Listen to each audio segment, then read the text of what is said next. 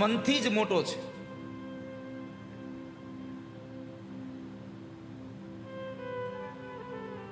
તો જ્યાં ધર્મ છે ત્યાં જય છે.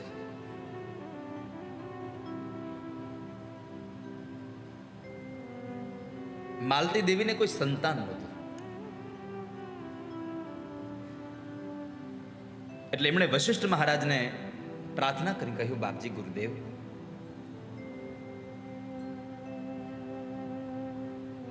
મારે સંતાન નથી, સંતાનની પ્રાપ્તિ માટે હું શું કરું? મને સંતાન કેમ મળે? વશિષ્ઠ મહારાજ કહે છે કે બેટા, તું સાવિત્રી દેવીનું પૂજન કર, એની ભક્તિ અને આરાધન કર. વશિષ્ઠ મહારાજના કહેવા અનુસાર માલતી દેવીએ ખૂબ આરાધના કરી, ખૂબ ભક્તિ કરી, પણ કઈ સંકેત ન દેખાયો સંતાનનો. ન માતાજીના દર્શન થયા, ન સંકેત દેખાયો. એટલે માણસની કેટલી પછી સમય હોય, કેટલી એની એક મર્યાદા હોય કે એ પોતે સહન કર્યા કરે. એટલે પોતાની અંદર જે દુઃખ હતું એ સહન ન થયું, ખૂબ દુઃખી થાય છે. ઉપાસના છોડી દીધી, ઘરે આવે છે. પોતાના પત્નીને દુઃખી જોઈ અને અશુપતિએ પોતે જ પોતાની પત્નીને સુખી કરવા માટે થઈ અને પુષ્કર ક્ષેત્રમાં જઈ અને માં સાવિત્રીની આરાધના કરવા ગયા છે. પતિ અને પત્ની એને જ કહેવાય કે એકબીજાના દુઃખને દૂર કરવાના જે પ્રયત્નો કરે છે.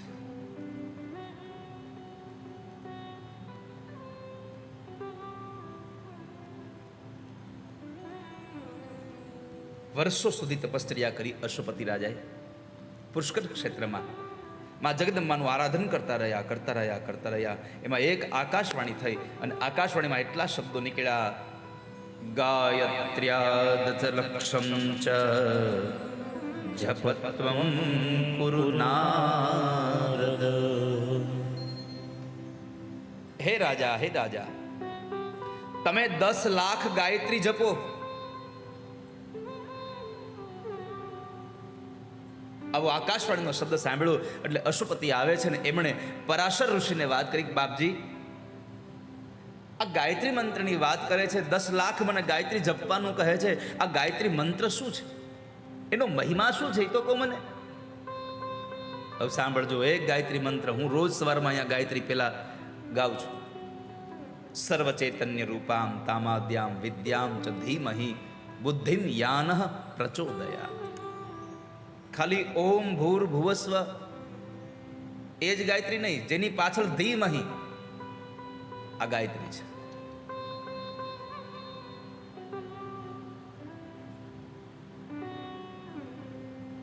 તો આવી ગાયત્રીનો મહિમા શું? ગાયત્રી મંત્ર કેટલા અક્ષરનો છે ખબર છે કોઈને? કેટલા અક્ષરનો છે? 24 અક્ષર. અક્ષર 24 પરમ પુનીતા, ઇનમેं બસે શાસ્ત્ર શ્રુતિ ગીતા. જો એ 24 અક્ષરોનો બનેલો, પણ એક ગાયત્રી 100 અક્ષરોનો પણ છે.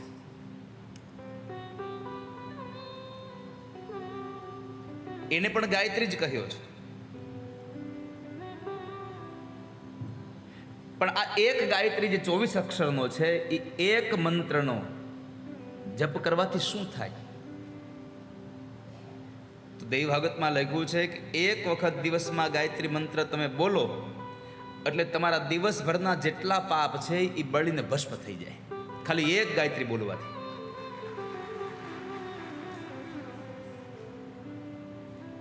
જે માણસ રોજના સમયે 10 વખત ગાયત્રી મંત્ર બોલે છે, એ માણસને દિવસ અને રાતના જેટલા પાપો થયા બધા પાપોમાંથી મુક્ત થઈ જાય છે.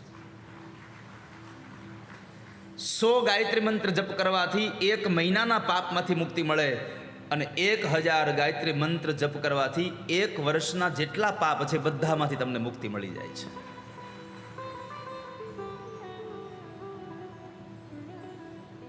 એક માળા ફેરવાની.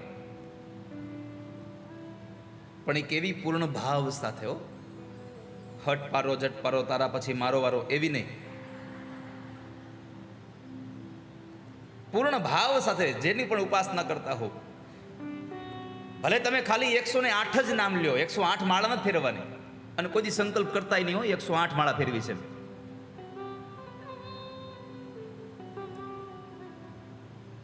નકર ઘણા લોકો આવેશમાં આવી જાય ને મંડે કહેવા, હે ભગવાન તમારા દર્શન આવ્યો, આજે તમારા દર્શન થયા, 108 માળા રોજની ફેરવી છે. ભૂલી ગયો કહેતા 108 મણકાવાળી રોજ એક માળા ફેરવી. એમ બોલીને આવ્યો, નિયમ લઈને જાઉં છું કે રોજ 108 માળા ફેરવે. ઘરે આવીને ચાલુ કર્યું, શ્રી કૃષ્ણ શરણમ મમ, શ્રી કૃષ્ણ શરણમ મમ, શ્રી કૃષ્ણ. એક માળા પૂરીથી થાકી ગયો, આ 108 પૂરી કેમ કરવી? આમ ચાલુ કરી. હા, એકે તો પંખે લટકાડી.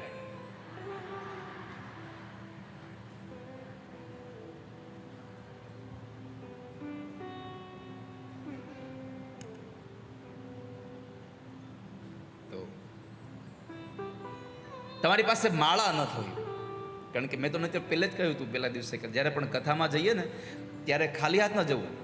બની શકે તો ઘરેથી આસન અને એક ગૌમુખી માળા અને એક પાણીની બોટલ, આ 3 વસ્તુ લઈને જ જવાય. ગમે ત્યારે ગમે તે વક્તાની કથામાં તમે જાઓ, ગમે તે ભગવાનની કથામાં તમે જાઓ, જો આટલી વાત માનશો તમને આનંદ રહેશે. ઘરેથી નીકળો એટલે એક આસન, એક પાણીની બોટલ અને એક ગૌમુખીને માળા, આ 3 વસ્તુ સાથે લઈ અને પછી કથામાં જવું. જ્યાં પણ બેસવા મળે ને આપણું આસન પાથરી દેવું અને હાથમાં ગૌમુખી રાખીને માળાનું, ભગવાન જે પરમાત્મા તમે ભજતા હો એનું નામ લેતા લેતા ઠાકોરજીની કથા સાંભળવી જોઈએ માણસો.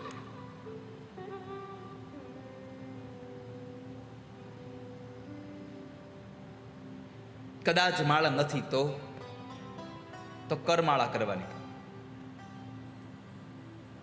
તો કરમાળા ક્યાંથી ચાલુ થાય? કરમાળા અહીંયાથી. અનામિકા આંગળીની વચ્ચેનો જે તમારો વેઢો છે ત્યાંથી ચાલુ કરવાની માળા ગણવાની. ટચલી આંગળીમાંથી છેલ્લેથી લઈ ઉપર અહીંયા જવાનું, અહીંયા જવાનું, અહીંયા અહીંયા પૂરી થઈ ગઈ. આ અનામિકા, આને કરમાળા કહેવાય.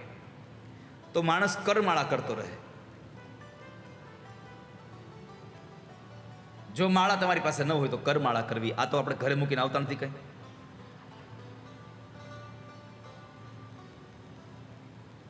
તો 1000 ગાયત્રી મંત્ર જપવાથી 1 વર્ષના પાપ બળી જાય છે, અને 10 લાખ ગાયત્રી મંત્રના જપ કરવાથી તમારા 3 જન્મના પાપો મુક્તમાંથી તમને કરી દે છે.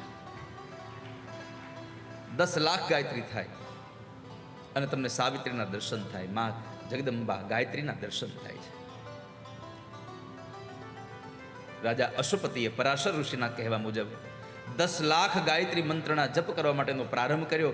કરતા ગયા અને આમ કરતા કરતા એક સમય એવો આવ્યો કે માં જગદંબા સાવિત્રીએ સ્વયં એને આવીને દર્શન આપ્યા અને કહ્યું કે હું તારા મનની વાત જાણું છું, સાંભળ.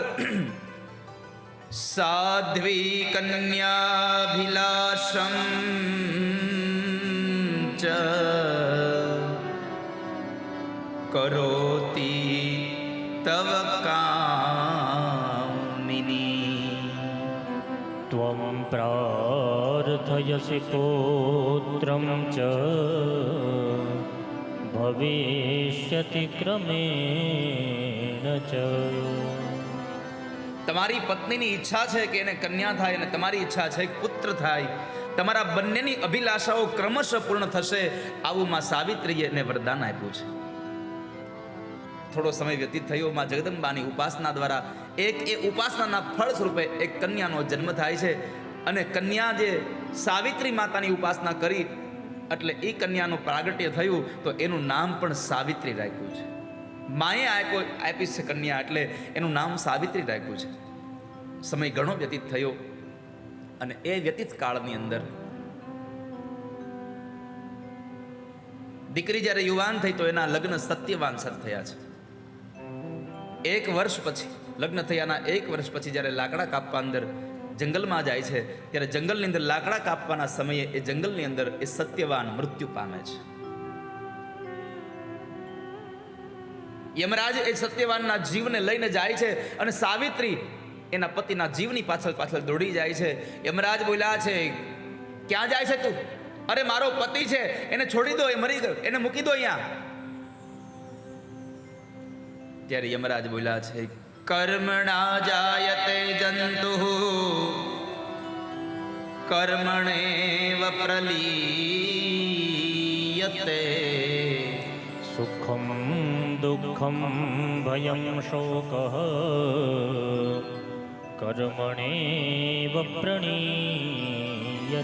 ભાગવત અને દેવી ભાગવત અને ગીતાજી આ ત્રણેય ગ્રંથ એક માણસે લખ્યા હોય એવું લાગે છે. શ્રીમદ ભગવદ્ ગીતામાં ભગવાન લખ્યું કર્મણી એવાધિકાર હસ્તે. ભાગવતજીમાં ભગવાન કૃષ્ણ બોલ્યા છે કર્મણા જાયતે જંતુ કર્મણેવ વિલીયતે. અને આ દેવ ભાગવતમાં પણ ભગવાન વ્યાસ બોલ્યા કર્મણા જાયતે જંતુ કર્મણેવ પ્રલીયતે. આ એક જ માણસ છે, કારણ કે કોપી કરવી બહુ અઘરી છે.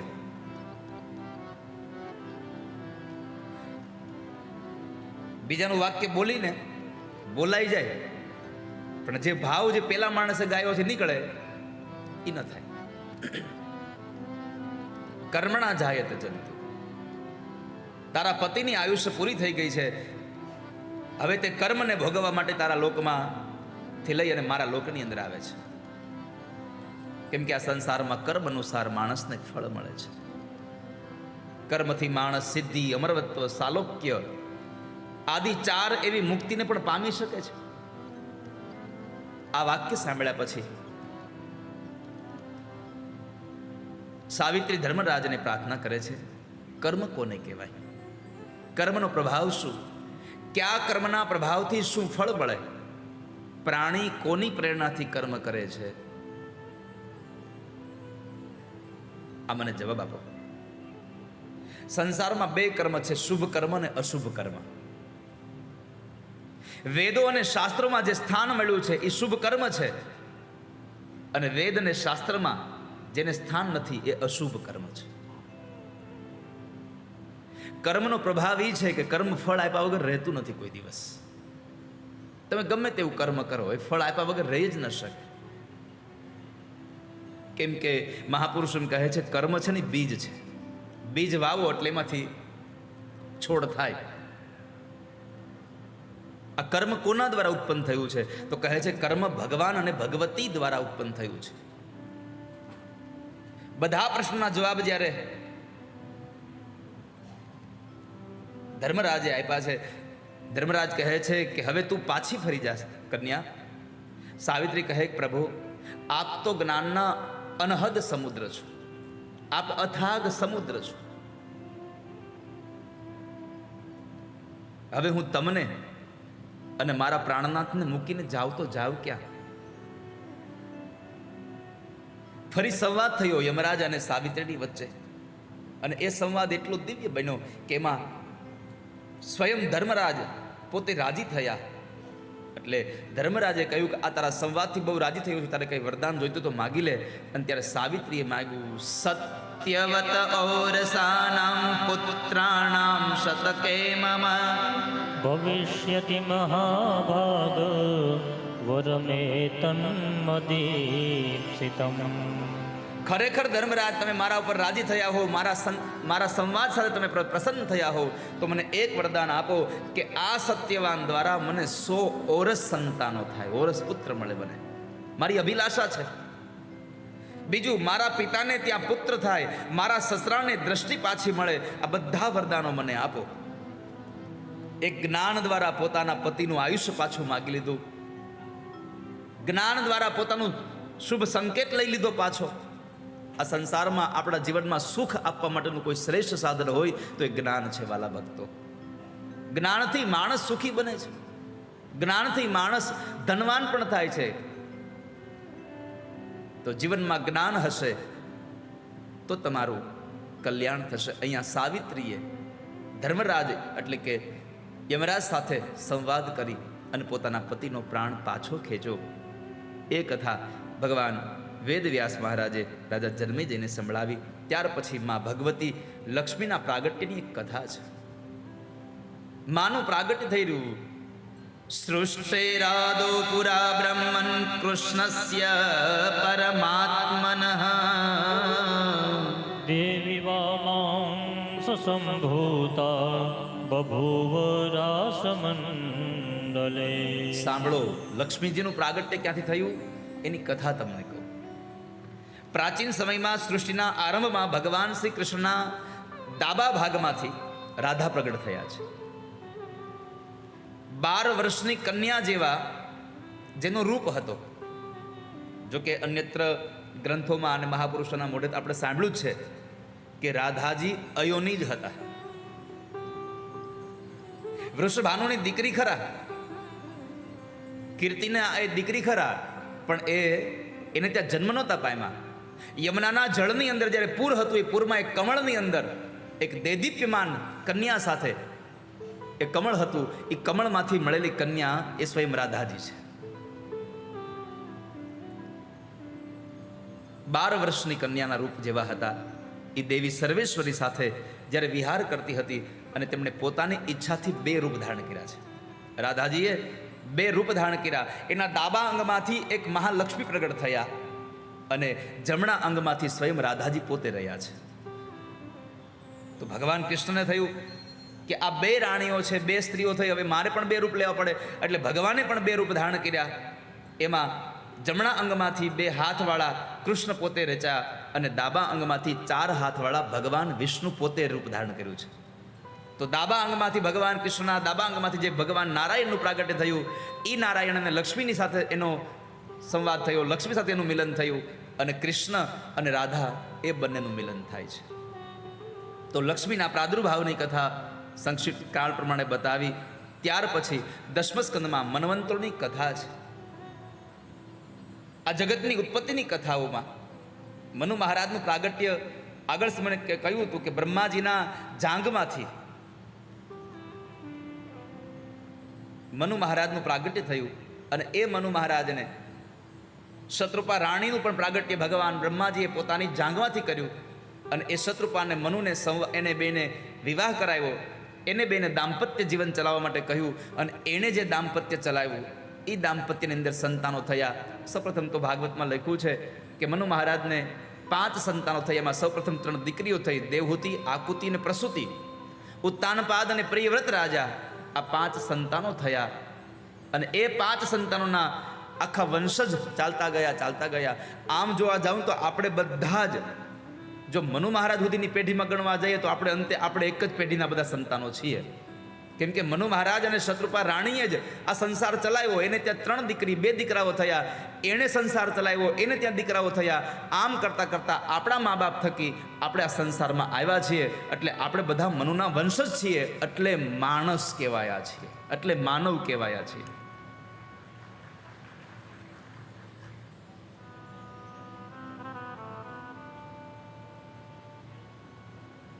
તો એ મનુ મહારાજની, એ મનુના મન્વંતરની કથાઓ ભગવાન વ્યાસજી બતાવે. ત્યાર પછી એક ત્રિપુર નામના રાક્ષસને મારવાની કથા. ત્રિપુરસ્ય વધાર્થાય દેવાનાં તારણાય ચ સર્વવિઘ્નોપશમનમ અઘોરાસ્ત્રમચિન. 11મા સ્કંદની અંદર ગળામાં પહેરવાના રુદ્રાક્ષની જે ઉત્પત્તિ છે એની કથા બતાવી છે. આપ સૌ જેટલા રુદ્રાક્ષ પહેરતા હશો એને ખબર હશે આ રુદ્રાક્ષની ઉત્પત્તિ ક્યાંથી થઈ. કેટલા લોકોને ખબર છે? કેટલા લોકો રુદ્રાક્ષની માળા પહેરો છો? હાથ કરો. ઓહો, ઘણા બધા. તો કેટલા લોકોને ખબર છે કે રુદ્રાક્ષની ઉત્પત્તિ ક્યાંથી થઈ? ઓહ, તો જે ધારણ કરીએ છીએ એનો તો મહિમા ખબર હોવો જોઈએ કે આ રુદ્રાક્ષની ઉત્પત્તિ કેમ થઈ, શું કામ થઈ. તો દેવ ભાગવતમાં એનો મહિમા બતાવ્યો છે કે ત્રિપુર નામના રાક્ષસને મારવા અને દેવતાઓના ઉદ્ધાર માટે થઈ અને સમસ્ત વિઘ્નોના નાશ કરવા વાળું અઘોરાસ્ત્રનું ચિંતન કરતા કરતા 1000 વર્ષ દિવ્ય વર્ષ સુધી 1000 દિવ્ય વર્ષ સુધી ખુલ્લી આંખ રાખી અને તપશ્ચર્યા કરી,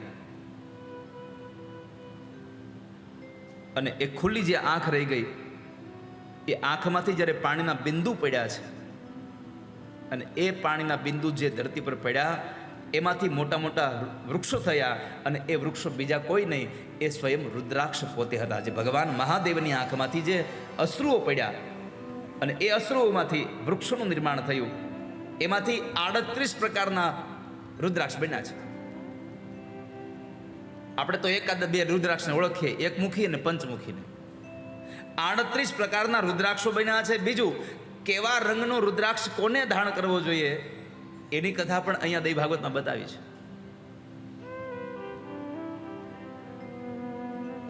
સૂર્યના નેત્રમાંથી, એટલે કે જમણી આંખમાંથી કપિલ વર્ણના હતા, એ 12 પ્રકારના હતા. આ 38 પ્રકારના જે રુદ્રાક્ષ થયા એમાંથી 12 પ્રકારના રુદ્રાક્ષ હતા, એ કપિલ વર્ણના હતા. ડાબી આંખમાંથી જે આંસુ પડ્યું એમાંથી શ્વેત વર્ણના 16 પ્રકારના રુદ્રાક્ષ સર્જન થયા. અને ભગવાનનું જે ત્રીજું નેત્ર હતું શિવજીનું, એમાંથી જે રંગ, એમાંથી જે બિંદુ પડ્યું, એ બિંદુમાંથી કૃષ્ણ વર્ણના રુદ્રાક્ષ પ્રગટ થયા છે. એ 10 ભેદ હતા. તો આમ 38 પ્રકારના રુદ્રાક્ષની ઉત્પત્તિની કથા બતાવી. પણ આ 38 પ્રકારના જે રુદ્રાક્ષો છે એ કોને કેવા રંગના પહેરવા જોઈએ તો એ પણ ભાગવત બતાવે. શ્વેતવર્ણશ્ચ રુદ્રાક્ષો જાતિતો પ્રાહ્ય ઉચ્યતે. ક્ષાત્રો રક્તસ્તથા મિશ્રો વૈશ્યઃ કૃષ્ણસ્તુ શૂદ્રકઃ. સફેદ, લાલ, મિશ્ર અને કાળો, આ 4 પ્રકારના રુદ્રાક્ષ છે. આ 4 રુદ્રાક્ષમાં કોને કેવો પહેરાય તો કહ્યું કે જે શ્વેત રુદ્રાક્ષ છે એ બ્રાહ્મણો ધારણ કરી શકે છે.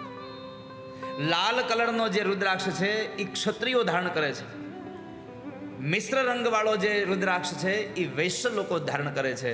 અને કાળા રંગનો જે રુદ્રાક્ષ છે એ શુદ્ર લોકો ધારણ કરે છે. તાવ આવે તો તાવની દવા લઈએ તો બરાબર છે, તો એનાથી સારું થાય. જે રોગ લાગુ પડ્યો હોય એની દવા લ્યો તો રોગમાંથી તમે મુક્ત થાવ. બાકી બીજી દવા લીધા કરો તમે, એમાં તમારો રોગ ન જાય. એમ અહીંયા કહ્યું છે કે 4 વર્ણના લોકોએ આવા રંગના રુદ્રાક્ષને ધારણ કરવા જોઈએ તો તમને એ પુણ્ય ફળ આપે. અને ઘણી વખત મેં જોયું છે કે લોકો રુદ્રાક્ષની માળા ગળામાં પહેરી હોય અથવા તો રુદ્રાક્ષનું કાંડું પહેર્યું હોય, તો જ્યારે આપણી દૈનિક ક્રિયાઓ જે થતી હોય છે એમાં લોકો રુદ્રાક્ષની માળા કાઢી નાખે છે. આ માળા પહેરીએ છે શું કામ? એને આપણને અપવિત્ર ન બનાવે એટલા માટે, અપવિત્ર જગ્યામાં પણ પવિત્ર બનાવી રાખે એટલા માટે ગળામાંથી રુદ્રાક્ષની માળાઓ ક્યારેય કાઢવી ન જોઈએ માણસ.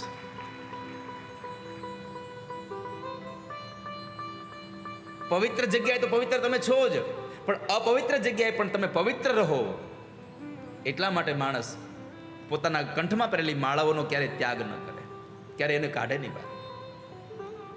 એકમુખી રુદ્રાક્ષ સ્વયં શિવજીનું સ્વરૂપ છે. એક વક્ત શિવ સાક્ષાત. એકમુખી જે રુદ્રાક્ષ છે એ સ્વયં ભગવાન શિવનું રૂપ છે, જે બ્રહ્મ હત્યાના પાપનું નિવારણ કરે છે. અજાણતાથી પાપ થયું હોય એની વાત છે. તમે જાણી જોઈને પાપ કરો ને પછી કયો હાલો રુદ્રાક્ષ પહેરી લઈએ એટલે બ્રહ્મ હત્યામાંથી નીકળી જવું, ના. જાણી જોઈને પાપ કરશો તો નહીં નીકળી શકો.